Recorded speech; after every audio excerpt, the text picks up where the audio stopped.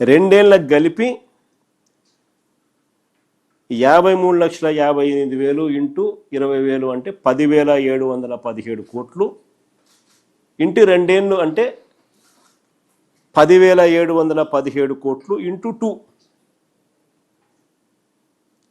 నువ్వు ఇచ్చింది ఎంత అని అంటే 21,434 కోట్లకు గాను 4,685 కోట్లు.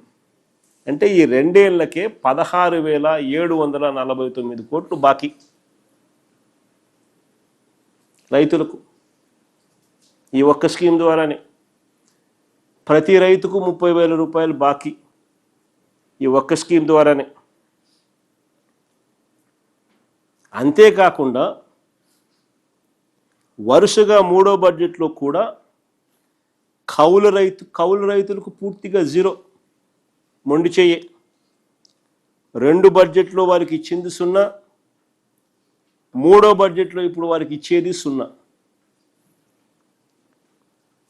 కేంద్రం ఇవ్వకపోయినా కూడా కౌలు రైతులను వైఎస్ఆర్సీపీ మా ప్రభుత్వ హయాంలో మేము రైతు భరోసా డబ్బులు కూడా ఇచ్చి ఆదుకున్నాం. రైతులకే కాకుండా కౌలు రైతులకు కూడా ఇచ్చి కూడా ఆదుకున్నాం. వీళ్ళకే కాదు, ROFR పట్టాలున్న గిరిజనులకు పట్టాలు ఇచ్చి కూడా మరి రైతు భరోసా సొమ్ము ఇచ్చినాం. ఇప్పుడు ROFR పట్టాలు ఉన్న గిరిజనులకు కూడా కటింగ్. ఈ చంద్రబాబు నాయుడు ప్రభుత్వంలో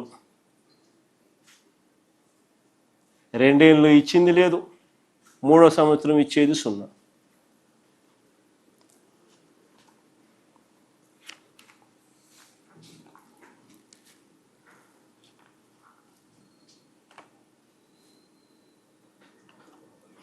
చంద్రబాబు నాయుడు గారి హయాంలో ఆయన అధికారంలోకి వచ్చిన తర్వాత 17 సార్లు సైక్లోన్స్, డిప్రెషన్స్ రూపంలో రైతులు ఇబ్బందులు పడితే చంద్రబాబు నాయుడు గారి ప్రభుత్వం వీళ్ళని ఆదుకోవడంలో ఘోరంగా విఫలమైనారు. మా ప్రభుత్వంలో ఉచిత పంటల బీమా పెట్టి రైతులకు అన్ని రకాలుగా తోడుగా ఉంటూ వాళ్ళ భారాన్ని కూడా ప్రభుత్వమే కడుతూ ఈ పథకాన్ని మేము అమలు చేసాం.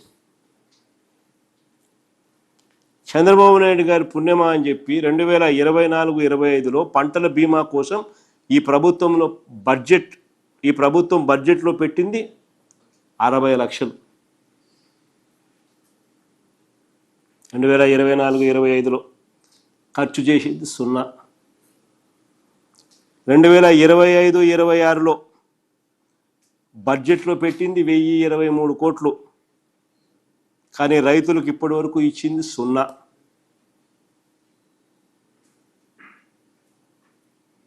ఇక ఈ బడ్జెట్లో 2026-27 బడ్జెట్లో పంటల బీమా కింద పెట్టింది 250 కోట్లు.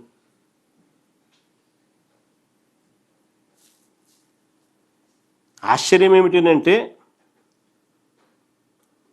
2023-24 ఖరీఫ్ రబీలకు సంబంధించి 2024 జూన్లో రాష్ట్ర ప్రభుత్వం ప్రీమియం కడితే కేంద్ర ప్రభుత్వం కూడా దానికి జత కలిపి రైతులకు ఇవ్వాల్సింది కాంపన్సేషన్ ఇన్సూరెన్స్ కంపెనీలు ఇస్తాయి.